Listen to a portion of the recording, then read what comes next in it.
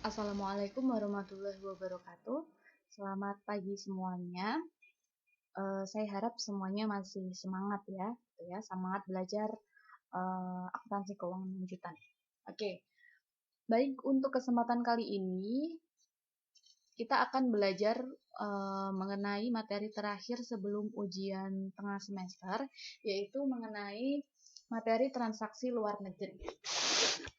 Transaksi dengan luar negeri atau dengan negara lain ya khususnya, ini dinilai dengan mata uang asing ya. Karena pencatatannya harus dengan mata uang dalam negeri, maka perlu dilakukan konversi atau disebut dengan perubahan nilai transaksi yang awalnya dengan mata uang asing ke nilai transaksi mata uang dalam negeri, khususnya nilai mata uang rupiah, seperti itu. Untuk itu diperlukan nilai tukar atau rate of exchange. Konversi nilai transaksi dalam mata uang asing tersebut harus dilakukan dengan nilai tukar pada tanggal transaksi. Jadi biasanya setiap tanggalnya, setiap harinya ini berbeda-beda nilai kursnya ya. Bisa naik, bisa turun, bisa juga stabil ya. Tergantung dengan berbagai faktor gitu ya. Pada akhir periode akuntansi, nilai utang piutang dalam mata uang asing harus disesuaikan dengan kurs yang berlaku pada saat itu. Ya, harus ada penyesuaian kalau misalnya nilai kursnya itu berbeda gitu ya pada akhir periode akuntansi. Misalnya tanggal 31 Desember berbeda dengan pada saat transaksi sebelumnya. Jadi harus ada penyesuaian. Rate of change atau nilai tukar ya. Hal-hal yang perlu dicermati berkenaan dengan nilai tukar tersebut adalah pertama, pernyataan kurs valuta asing atau exchange rate quotation. Nah, ini ada dua istilah yang perlu kalian pahami. Pertama, ada yang namakan direct quotation, adalah pernyataan mata uang asing terhadap mata uang domestik. Contohnya, 1 US dollar itu sama dengan 12.250 rupiah. Kemudian istilah lain terkait dengan pernyataan kurs valuta asing, ini ada yang namanya indirect quotation. Indirect quotation adalah pernyataan mata uang domestik terhadap mata uang asing. Contohnya, 1 rupiah sama dengan 0,000816 US dollar. Ya, jadi ini kebalikannya ya. Direct quotation ini kebalikan dari indirect quotation ini kebalikan dari direct quotation. Ya. Kemudian penetapan kurs mata uang, kurs valuta asing. Ya, ini ada dua penetapannya. Pertama adalah official atau fixed rate of exchange. Yang kedua adalah free market floating rates of exchange. Ya, jadi ini dua hal yang berbeda ya. Kalau yang pertama, kalau official atau fixed rates of exchange adalah kurs yang sudah ditentukan oleh pemerintah. Ya, ini sudah fix, sudah ditetapkan oleh pemerintah negara yang bersangkutan ya. Kalau yang free market atau floating rates of exchange ini adalah kurs yang merupakan hasil dari mekanisme permintaan dan penawaran ya, sesuai dengan supply and demand, sesuai dengan ekspor dan impor ya. Gitu. Kemudian yang ketiga adalah jenis kurs valuta asing. Ini ada dua jenis, namanya spot rate dan forward rate. Spot rate adalah nilai tukar antara dua mata uang untuk penyerahan yang segera pada waktu yang sudah ditentukan. Sedangkan forward rate adalah nilai tukar pada tanggal tertentu di masa yang akan datang yang ditentukan sekarang. Ya, perbedaannya itu. Kemudian kita langsung masuk ke contoh. Pertama ada contoh pembelian ke luar negeri. Pada tanggal 1 November 2013, PT Harapan ini mengimpor barang dari Amerika Serikat senilai 100.000 US dollar. Impor dinilai dalam US dollar ya. Yang akan dibayar pada tanggal 1 Maret 2014. Nilai kurs 1 November 2013 untuk 1 US dolarnya adalah 11.410. Nilai kurs 31 Desember 2013 untuk 1 US dollar adalah 12.250. Nilai kurs 1 Maret 2014 untuk 1 US dollar adalah 11.690. Pertanyaannya, buatlah jurnal untuk mencatat pembelian pada tanggal 1 November 2013. Ya. Jurnalnya adalah ini. Mencatat impor atau pembelian barang ketika menggunakan metode fisik ya. Kita debit pembelian, kita kredit utang dagang falas dolar ya. Besarannya berapa sesuai dengan nilai kurs pada tanggal 1 November 2013 ya. Berarti 11.410 dikalikan dengan 100.000 US dollar. Kemudian pertanyaan selanjutnya adalah penyesuaian perubahan nilai kurs pada tanggal 31 Desember 2013. Kalau kita lihat tanggal 1 November 2013 dan 31 Desember 2013 ini nilai kursnya tidak sama. Ya, ada selisih ya. Sehingga kita lihat apakah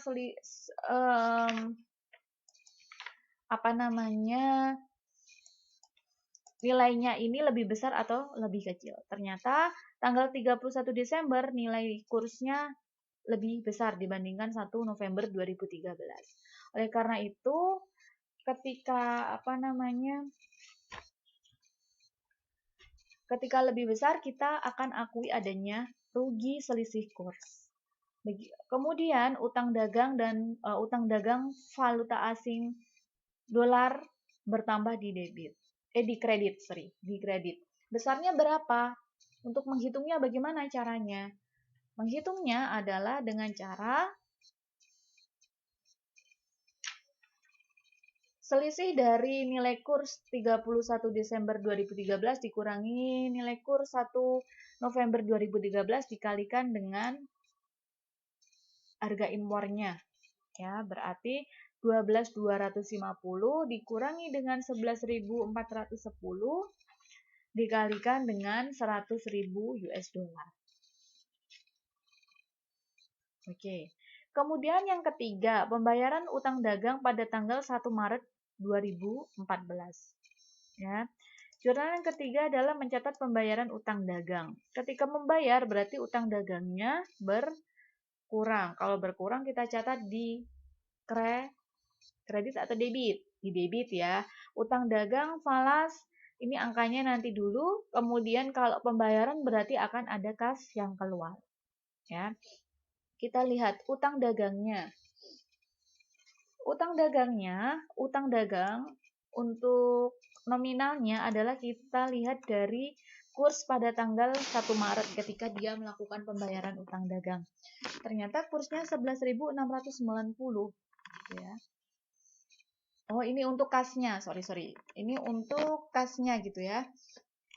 Untuk kasnya 11.690 dikalikan dengan 100.000 US dollar sehingga kas yang kita keluarkan, yang PT Harapan keluarkan adalah 1.169.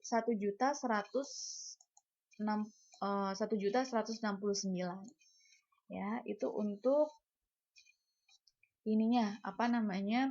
kas yang dikeluarkan. Sedangkan utang dagang kita catat sesuai dengan ini penjumlahan utang dagang yang ada di jurnal tanggal 1 November dan juga 31 Desember 2013. Berarti 1141.000.000 ditambah 84.000.000. Karena ini debit sama sehingga kita perlu jumlahkan. Jika ditambahkan hasilnya adalah 1.225.000.000 rupiah. Antara debit dan kredit ternyata tidak sama. Debit lebih besar daripada kredit, sehingga kita akan akui laba selisih kurs ya sebesar selisihnya 1,255 dikurangi 1.169.000 rupiah.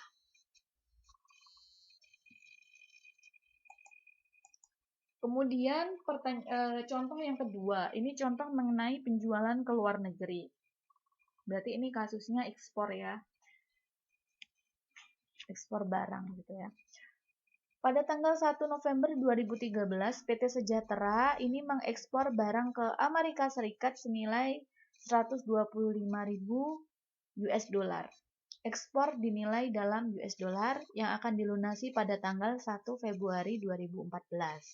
Nilai kurs pada tanggal 1 November 2013 adalah 14.410. Nilai kurs untuk 1 dolar pada tanggal 31 Desember 2013 adalah 12.250. Sementara itu nilai kurs 1 dolar untuk tanggal 1 Februari 2014 adalah 12.310. Ya, kalau dilihat ini trennya bagi para eksportir ya, ini trennya menguat untuk nilai rupiahnya ya. Pertanyaannya, buatlah jurnal untuk mencatat pertama penjualan tanggal 1 November 2013. Ya, penjualan. Kalau penjualan, mencatat ekspor penjualan barang, ini kita akui sebagai piutang dagang atau falas piutang dagang falas dalam bentuk US dollar dan kreditnya adalah penjualan ya. Misalnya ini jurnal untuk mencatat penjualan kredit ya. Besarannya berapa? Sesuai dengan apa? Sesuai dengan kurs pada tanggal 1 November 2013. Tadi kursnya adalah 11.410 dikalikan dengan nilai nilai ekspornya. Ya, nilai ekspornya Rp125.000. Oke, kemudian yang kedua, pertanyaan kedua adalah mengenai penyesuaian perubahan nilai kurs pada tanggal 31 Desember 2013. Kalau dilihat di tabel ini ternyata ada perbedaan nilai kurs antara tanggal 1 November 2013 dan 31 Desember 2013. Sehingga kita pada periode akuntansi ini harus disesuaikan. Ya, harus ada penyesuaian.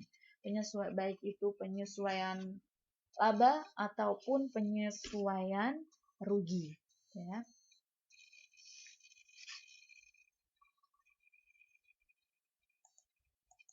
Oke. 31 Desember 2013 mencatat penyesuaian piutang dagang. Kita catat piutang dagang karena ini nilainya menguat, nilai rupiahnya menguat, berarti piutang dagang kita bertambah. Piutang dagang valuta asing dalam dolar ini sebesar selisih dari kurs tanggal 31 Desember 2013 dikurangi kurs 1 dolar untuk 1 November 2013 berarti 12.250 dikurangi 11.410 dikalikan dengan nilai ekspornya 125.000 rupiah US dollar. Ya, sehingga ada piutang dagang bertambah sebesar 105 juta rupiah. Kemudian kita juga harus mencatat adanya laba selisih kurs ya. Sebesar nilai yang sama. Ya. Selanjutnya,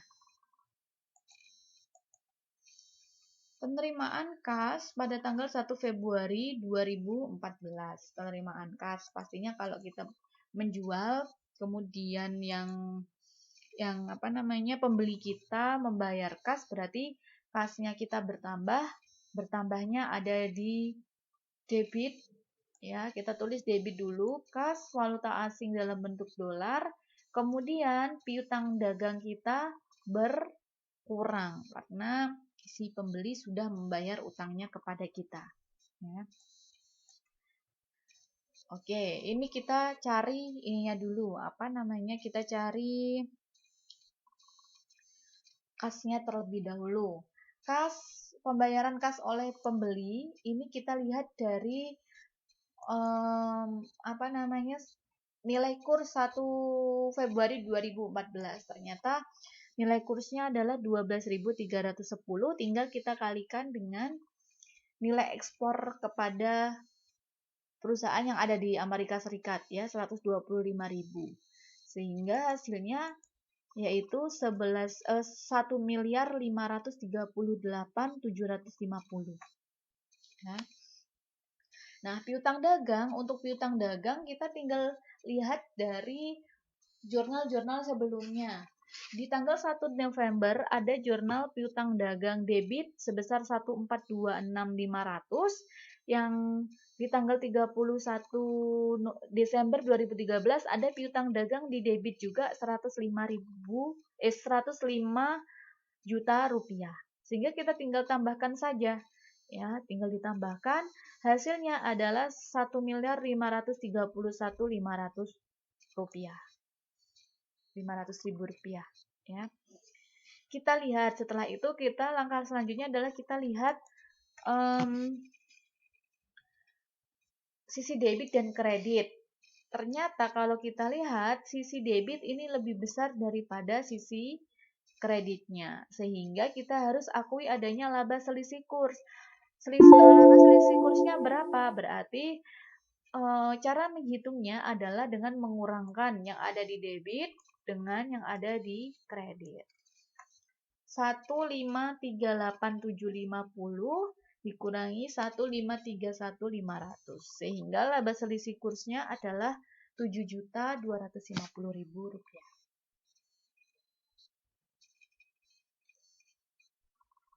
Itu contoh mengenai ini ya, penjualan ke luar negeri ya, penjualan ke luar negeri. Sekarang kita masuk ke subtopik selanjutnya mengenai forward exchange contracts atau disebut dengan hedging ya. Untuk menghindari kerugian akibat perubahan kurs ya, maka terhadap transaksi dalam mata uang asing perlu dilakukan penjaminan yang disebut dengan hedging. Hedging dilakukan dengan mengadakan kontrak pembelian valuta asing di masa yang akan datang ya. Ini ada satu contoh ya mengenai hedging of foreign currency export liability. Pada tanggal 1 Desember 2013, ini PT Abadi membeli bahan baku sebesar 100.000 US dollar dari Amerika Serikat yang akan dilunasi pembayarannya pada tanggal 1 Maret 2014. Nilai kurs 1 Desember 2013 untuk 1 US dollar adalah 12.000 rupiah. Nilai kurs 31 Desember 2013 untuk 1 US dollar adalah 12.250.000 rupiah. Kemudian nilai kurs 1 dolar untuk tanggal 1 Maret 2014 adalah 11.690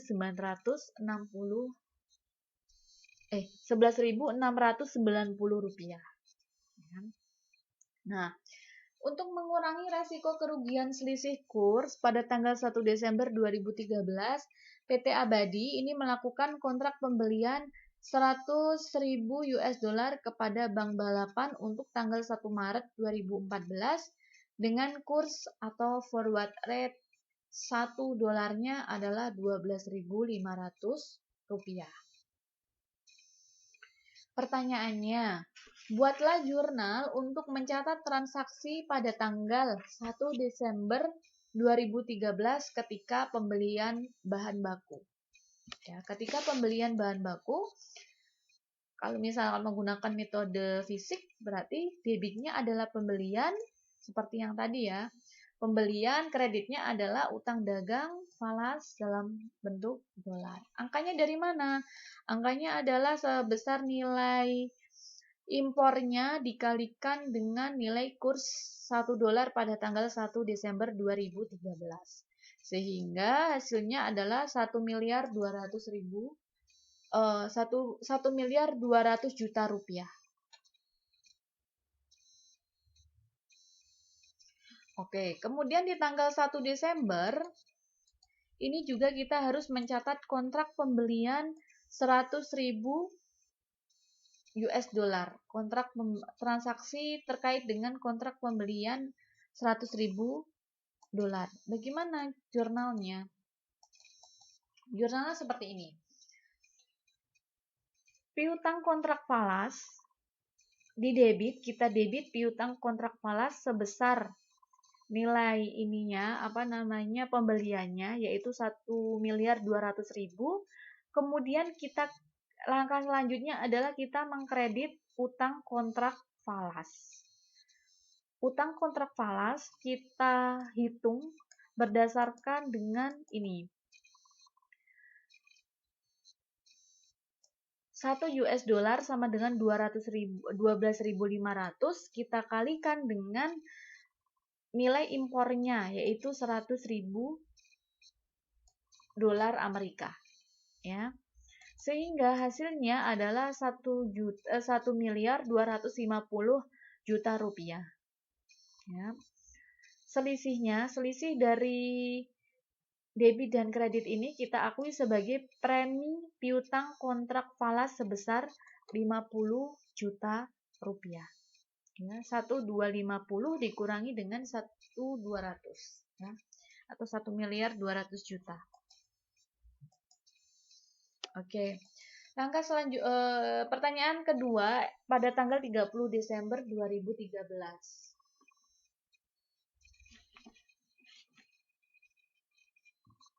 Pertama kita harus diminta untuk menyesuaikan utang dagang falasnya, ya.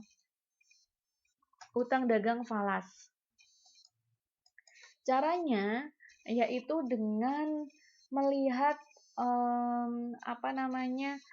kursnya, ya, kurs pada tanggal 31 Desember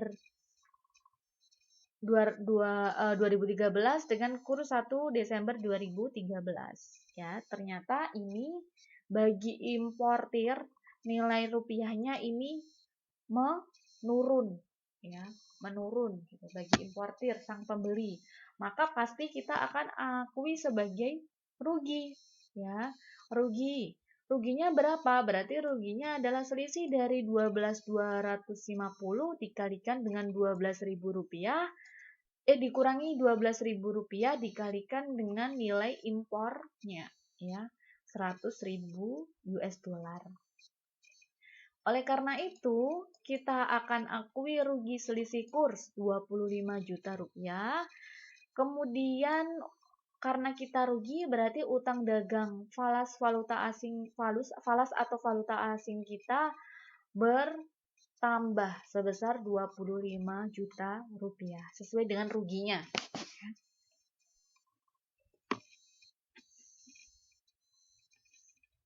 Oke, kemudian yang kedua, pada tanggal 31 Desember kita juga diminta untuk menyesuaikan piutang kontrak falasnya, ya. Untuk yang pada tanggal kursnya terkait dengan kontrak falas adalah 12.500, sementara itu tanggal 31 Desember 2013 adalah 220 rupiah. Sehingga nilainya ini menguat. Kalau menguat berarti kita akui sebagai laba selisih kurs, ya.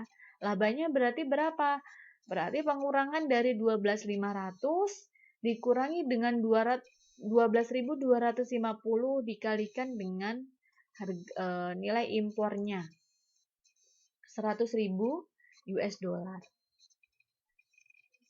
Sehingga kita akui laba selisih kurs 25 juta rupiah. Kemudian untuk debitnya kita tuliskan piutang kontrak falas dolar sebesar 25 juta rupiah sesuai dengan labanya yang sudah kita hitung tadi. Oke, kemudian yang ketiga, penyesuaian amortisasi premi piutang kontrak falas. Jadi kita harus menyesuaikan ini ya, amortisasi ya, premi piutangnya kontrak falas ya. Caranya adalah kalau kita mencatat amortisasi, misalnya ya amortisasi, depresiasi, pasti kita harus mendebit beban. Ya, beban apa itu? Beban amortisasi. Kreditnya adalah premi piutang kontrak falas. Artinya premi ini akan berkurang. Nah, untuk hitungannya gimana? Untuk hitungannya kita lihat dari ininya, premi di tanggal 1 Desember 2013. Preminya ada 50 juta rupiah. Sementara itu, untuk tanggal 31 Desember ini sudah melewati 1 bulan, sehingga kita tinggal bagikan saja ya. 50 juta rupiah ini dibagi 3 karena 1 bulan terlewat ya. Sehingga nilainya adalah 16.666.667. Ya, ini antara 1 Desember sampai 31 Desember 1 bulan, sehingga kita tinggal bagi dengan 3. Kenapa dibagi dengan 3? Karena kontrak pembelian falas ini dimulai dari bulan ini ya, Desember 2013 sampai 1 Maret. Desember, Januari, Februari ya. 1 Maret karena awal berarti kita tidak hitung. Desember, Januari, Februari 3 bulan. Ya. Kemudian di tanggal 1 Maret 2014, pertama kita diminta untuk mencatat pembayaran kontrak pembelian dolar ke bank balapan. Ya, untuk mencatat pembayaran pembelian dolar ke bank balapan. Tadi pembeliannya adalah 12.500, ya, kursnya sebesar 100.000 US dollar ya. Kita tinggal tuliskan pembayarannya ya pada tanggal 1 Maret 2014 karena kita membayar berarti utang kontrak falas kita berkurang, kasnya kita berkurang sebesar 1.250 juta. Ya, dari sini nih. Atau bisa langsung dilihat dari sini 1.250 kasnya berkurang 1.250.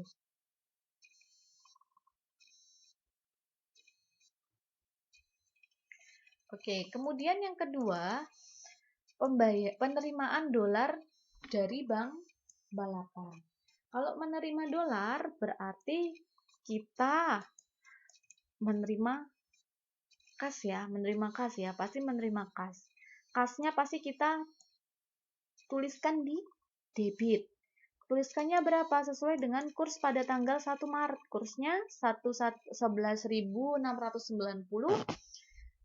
dikalikan dengan nilai impornya 100.000 US dollar, sehingga untuk kasnya kita menerima 1.169 juta rupiah.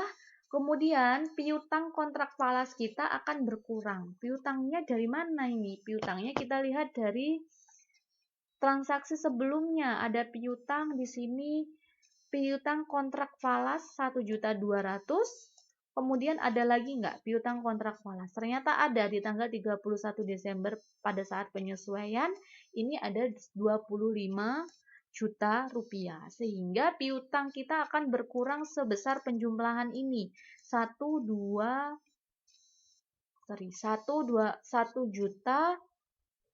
miliar 225 juta rupiah ya. Kemudian langkah selanjutnya kita tentukan nih yang debit dan kredit, ini mana yang lebih besar? Ternyata yang lebih besar adalah yang kredit. Oleh karena itu, kita bisa akui sebagai rugi selisih kurs sebesar selisihnya ya. 1.225.000.000 dikurangi dengan 1.169.000.000 rupiah.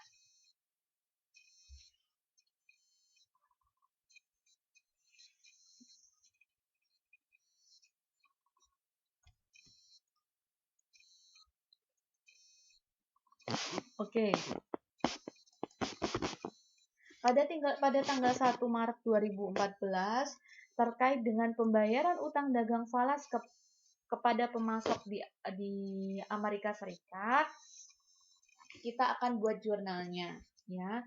Pembayaran utang, berarti kalau pembayaran utang pasti utangnya akan berkurang.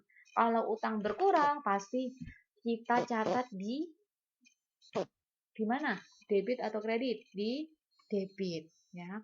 Membayar utang pastinya ada kas yang akan kita keluarkan. Kas kalau kita keluar berarti kita catat di kredit, ya. Nanti ini angkanya ini nanti. Kita lihat dulu sekarang. Utang dagang untuk falas dolar ini kita lihat dari transaksi-transaksi sebelumnya. Utang dagang di tanggal 1 Desember ada nggak utang dagang untuk falas dolar? Ternyata ada 1.200.000. Kemudian transaksi lain ada nggak utang dagangnya?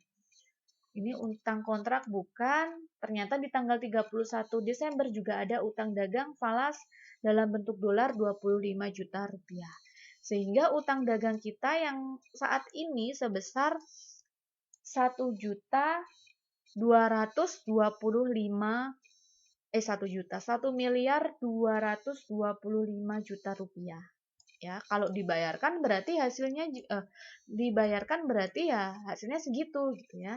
Sebesar 1.225. Kemudian kas yang dikeluarkan falas ini sesuai dengan kurs pada tanggal 1 Maret. Kurs tanggal 1 Maret adalah 11.690. Kita tinggal kalikan dengan nilai impornya 100.000 rupiah, sehingga $100.000 ya, sehingga hasilnya adalah 1.169.000.000. Kira-kira ini antara debit atau kredit, ini besaran mana? Antara ini dan ini. Ternyata besaran debitnya. Oleh karena itu kita akui sebagai laba selisih kurs sebesar selisihnya debit kurangi kredit. 1.225.000.000 dikurangi 1.169.000.000. Hasilnya adalah 56 juta rupiah. Oke, sekarang yang terakhir. Adalah penyesuaian amortisasi premi piutang kontrak valuta asing. Tadi di tanggal 31 Desember ini sudah diakui 1 bulan ya penyesuaiannya. Kalau yang 1 Maret 2014 berarti ada 2 bulan yang belum disesuaikan ya, mulai dari bulan Januari sama Februari. Ya, jurnalnya sama dengan yang tanggal 31 Desember 2013. Beban amortisasi debit, kreditnya adalah premi piutang kontrak falas. Untuk yang nominalnya, karena ini 2 bulan, berarti kita tinggal kalikan 2/3 dikali dengan premi piutang kontrak falas 50 juta. Ya, hasilnya adalah 33.333.333 rupiah. Ya. Oke. Ini adalah pembahasan mengenai transaksi luar negeri. Silakan dipelajari lagi. Didengarkan baik-baik video ini. Jika nanti ada yang masih belum paham, bisa kita diskusikan di virtual class. Akan saya buatkan forum diskusi terkait dengan transaksi luar negeri. Baik, begitu penjelasan dari saya. Kurang lebihnya saya mohon maaf jika ada kesalahan. Semoga video ini bermanfaat. Saya akhiri. Assalamualaikum warahmatullahi wabarakatuh.